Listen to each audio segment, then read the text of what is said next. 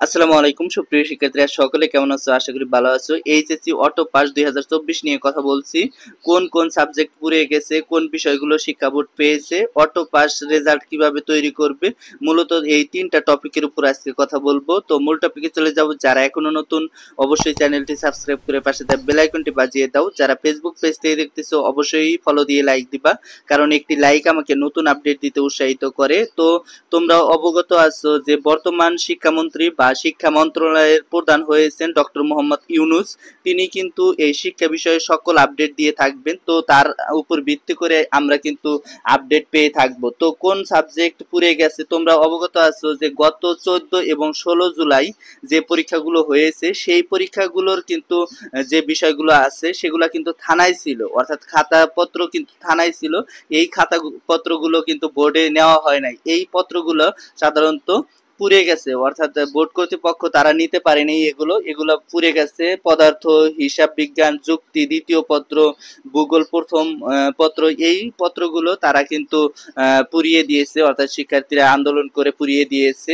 আর দ্বিতীয়ত কোন বিষয়গুলো শিক্ষা বোর্ড পেয়েছে? শিক্ষা বোর্ড অনেক বিষয়গুলো পেয়েছে যেগুলা দিয়ে তোমাদের রেজাল্ট ক্যালকুলেশন সম্ভব নয়। অর্থাৎ সামান্য কিছু সাবজেক্ট পেয়েছে।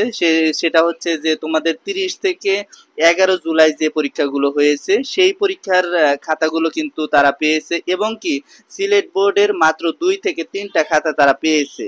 অর্থাৎ 2 থেকে 3টা সাবজেক্টের খাতা তারা সঠিক সুন্দরভাবে পেয়েছে, কিন্তু তার উপর ডিপেন্ড করে কিন্তু তাদের রেজাল্ট করতে পারবে না। এখন অটো পাস রেজাল্ট কিভাবে তৈরি করবে, এটা কিন্তু একটা গুরুত্বপূর্ণ বিষয়। যেহেতু ডক্টর ইউনুস এসেছেন, তিনি কিন্তু এই বিষয়গুলো বিবেচনা করবেন। আর তোমাদের সবচেয়ে বেশি বিষয় বিবেচনা করবেন যে অটো পাস দেওয়া যায় কিনা। যেহেতু আজকে তিনি মন্ত্রণালয়ের প্রধান হলেন বা শিক্ষা বিষয়ে তিনি প্রধান হলেন, তিনি কিন্তু বিবেচনা করবেন অবশ্যই। আমরা দেখেছি করোনাকালীন সময়ে যে অটো পাসগুলো হয়েছে, দুইটা ভাগে হয়েছে। প্রথম যে অটো পাসটা হলো এইচএসসি পরীক্ষার্থীদের ক্ষেত্রে, সেখানে দেখা গেছে জিএসসি এবং এসএসসি মিলে অটো পাস এইচএসসিটা দিয়েছে। আবার দ্বিতীয় বছর যে অটো পাসটা দিয়েছে সেটা শুধু এসএসসির উপর নির্ভর করে অটো পাস দিয়েছে। এখন দেখা গেছে তোমাদের জিএসসি হয় নাই কিন্তু এসএসসি হয়েছে, সেহেতু এসএসসির উপর নির্ভর করে তোমাদেরকে অটো পাস দেওয়া হবে। এটা কিন্তু শিক্ষা মন্ত্রণালয় থেকে তারা নির্ধারিত করবে, বা তাদের যে বিষয়বস্তুগুলো আছে তার উপর ভিত্তি করে তারা তৈরি করবে রেজাল্টটা।